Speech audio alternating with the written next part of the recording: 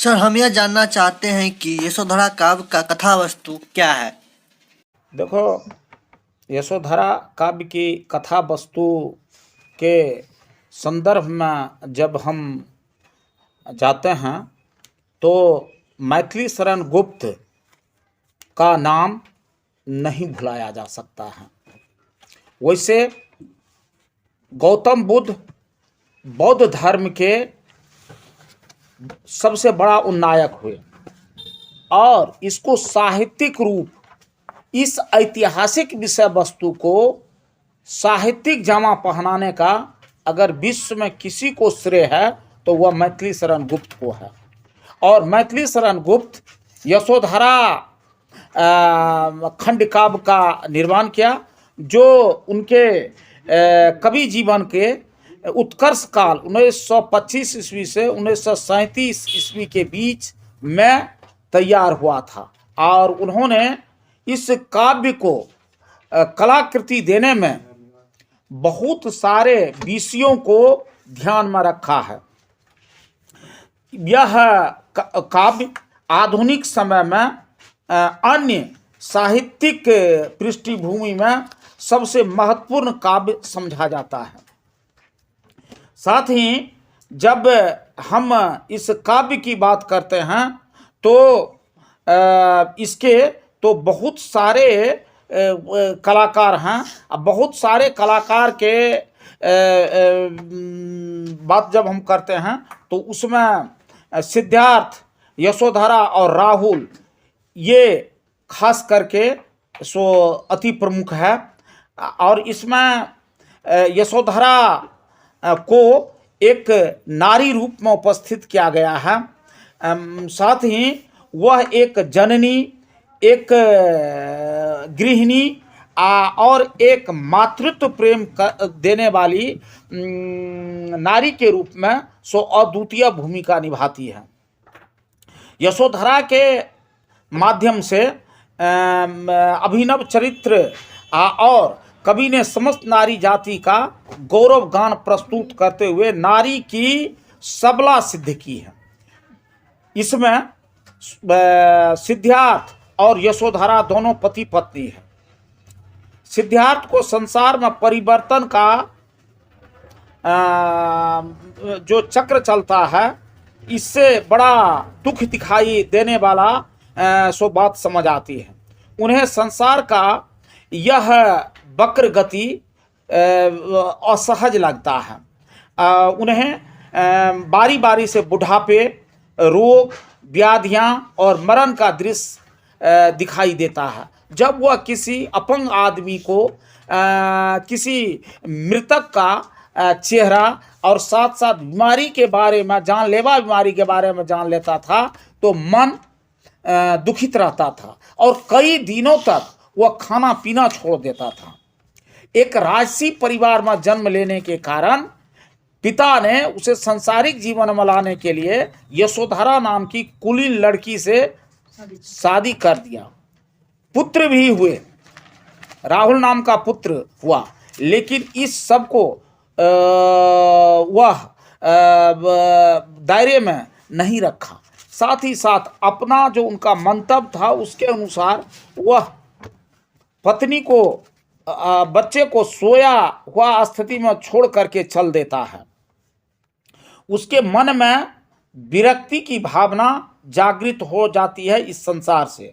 उनका हृदय संसार में सर्वत्र व्याप्त दुखों के कारण को देखकर एक बार ही चित्कार कर उठता है। जब वे संसार की परिवर्तनशीलता और क्षणभंगुरता पर विचार करते हैं तब उनकी रूह कांप जाती है और इस भवसागर से संसार को वारने का निर्णय लेते हैं। और इसी के दायरे में वे महाभिनिष्क्रमण की ओर अपना ध्यान बटाते हैं और इसके लिए उन्मुक्त भी हो जाते हैं। सिद्धार्थ को महाभिनिष्क्रमण से पूर्व यशोधरा को जगाना चाहते हैं, किंतु उसी क्षण में वे स्वयं को अपने संयम में रख अपने संकल्प का स्मरण कर परम पद प्राप्त करने के लिए गृह त्याग करते हैं। यशोधरा के लिए सिद्धार्थ का सिद्धि प्राप्ति के लिए महाविनिष्क्रमण करना गौरव की बात अवश्य है, लेकिन वह इस बात से व्यथित है, दुखित है, प्रताड़ित है और खुद दिल से दुखी है कि पति ने चोरी छिपे गृह त्याग कर उसे अपमानित किया है। क्या अपने पति द्वारा यह रास्ता की बाधा तो नहीं समझ बैठी थी, वह उनके रास्ता का बाधा तो नहीं बन गई थी। फिर वह अपने पति के द्वारा भली भांति पहचानी गई अपने बात को दिमाग में रख करके इस की ओर उन्मुक्त होती है। उन्होंने जो किया वह बहुत ही उत्कृष्ट किया। उसने सदा ही अपने पति की इच्छाओं को महत्व दिया। फिर भी एक भारतीय नारी होने के कारण अपने पति की सिद्धि के लिए मंगल कामना करती रही। यशोधरा अपने स्वामी के प्रियानोप्रांत विरह दुखित व्यथा से जरूर भर जाती है, लेकिन उसका मातृत्व प्रेम एक ओर जहाँ वह एक पत्नी थी, दूसरी ओर राहुल का वह माता भी थी। अब उसकी विरह व्यथा जो है सो माता की ओर मुड़ जाती है। वह अपने पुत्र राहुल का पालन पोषण में लगकर अपनी व्यथा को कम करती है। वह अपने पुत्र राहुल का भरण पोषण में सो दिन महीने साल गुजारने लगती है। और कहा जाता है कि राहुल तो मातृत्व प्रेम के छाया में सो पल रहा है, लेकिन यशोधरा उधर गलती जा रही है। उनको हमेशा पति का करतूत और पति विरोह होने पर सो मन कोसता रहता है। और एक ही साथ यशोधरा अपने पुत्र के प्रति माँ और बाप दोनों की भूमिकाओं में 100% उबरने का सो प्रयास करती है। जब जब उसके अंतरात्मा में विरह भावना प्रबल होती है, तब तब राहुल की बाल लीला अपने मातृ हृदय की ओर ले जाती है और उसको यह आकृष्ट करती है और उसमें वह लग जाती है। यशोधरा को अपने गृहिणी धर्म का पालन करते हुए विश्व में कहीं कोई चक्र चलता नहीं दिखाई देता। वह मानती है कि दुख के दिन भी कट जाते हैं और फिर सुख के दिन आते हैं, किंतु उनके पति संसार में परिवर्तनशील दिखाई देता है।